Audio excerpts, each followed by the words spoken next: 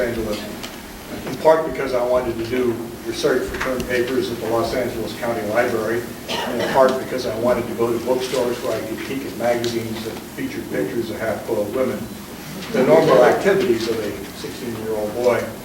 Walking those streets in those days, I was struck by the fact that there were homeless people around, but not in large numbers. Some were there because they preferred to live their own life on the streets. Some were there because of mental difficulties. Some were there, many were there because of alcohol abuse. But the drug epidemic had not hit this country, and certainly not Los Angeles, and the problem was manageable. 4 years ago, I went to visit the Salvation Army mission in Skid Row and spent a day with them in the mission and walking the streets. And I was struck by how massive the problem of the homeless had become.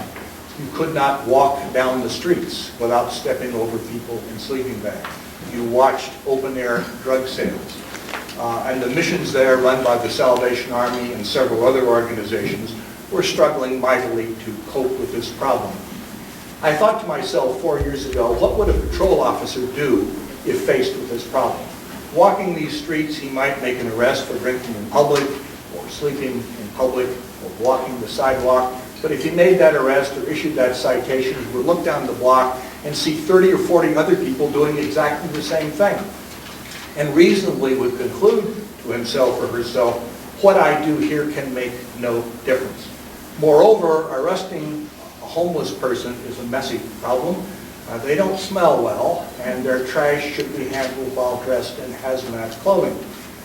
Therefore, it's not surprising that the police, not only in Los Angeles, but the police in most large cities, increasingly focus their efforts on dealing with major crimes, answering 911 calls, driving around in squad cars, and attempting to deal with serious crimes where a big arrest might make a big difference, whereas an arrest or a citation of the homeless on these streets could make no difference at all. Last Monday, I visited this same area again and walked around these streets with some patrol officers from the Central Bureau. It was striking to me what the change had been. There was a dramatic reduction in the number of homeless people. They were not absent, they were there, but nothing like what I saw 4 years ago. There were no tents, and the crime rate statistics for this area suggest the crime rates have dropped dramatically. What changed? Well, many things changed. Some things have not changed and remain on the agenda for change.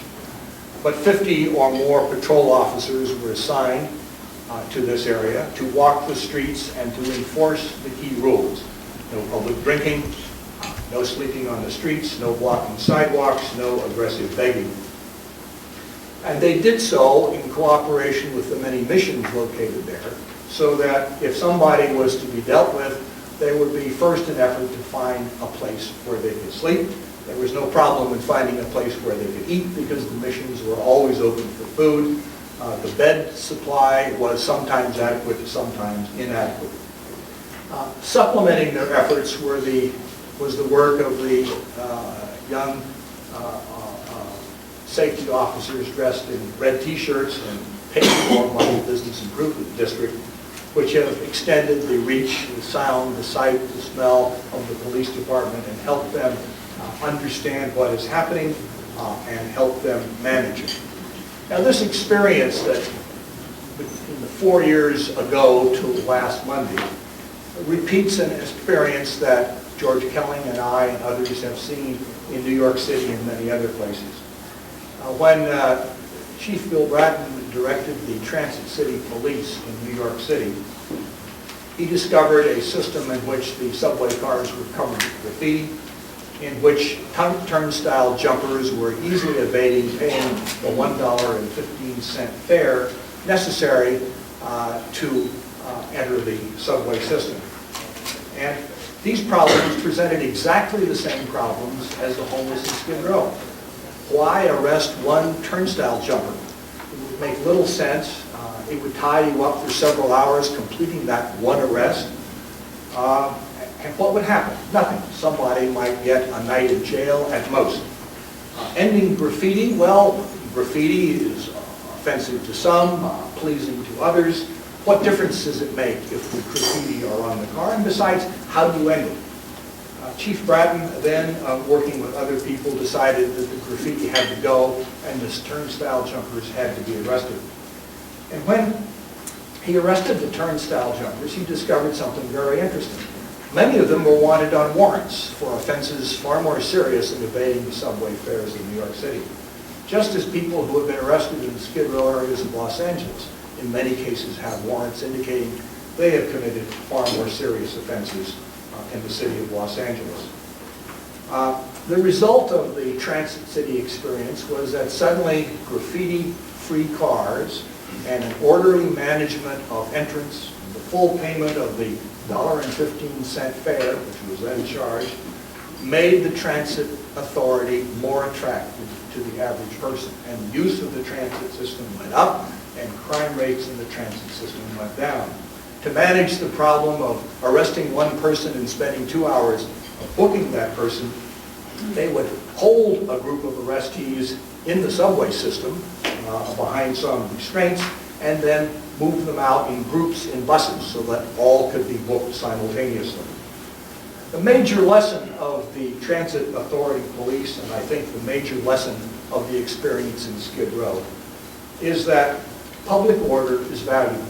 It is valuable to the citizens of New York and Los Angeles and indeed every other city simply because people feel more comfortable living in a community where when they go out on the streets, they feel that the decent people are in charge, that there is not graffiti, that there is not aggressive solicitation for funds, that people do not sleep on the streets, that people do not drink and act in a disorderly manner.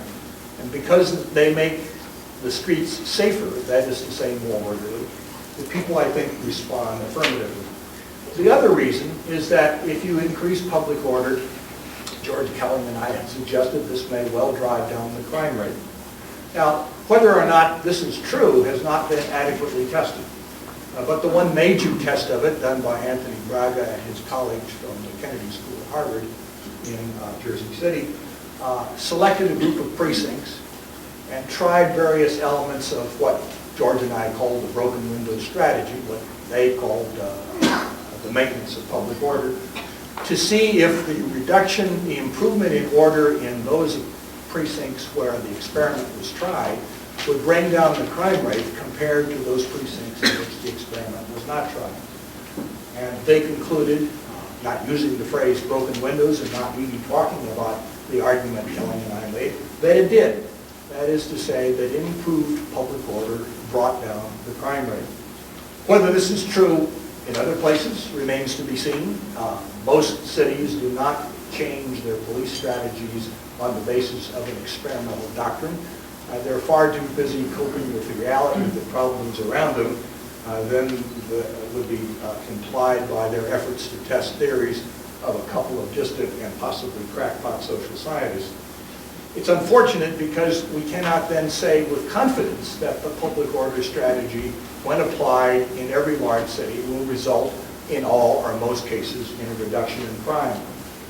But the key situations about which I have change, that is to say the transit police and later the quality of life strategy, policing strategy in New York City, and the changes that have occurred in Skid Row and Los Angeles, support the view that there is a relationship between improving public order and the reduction in crime.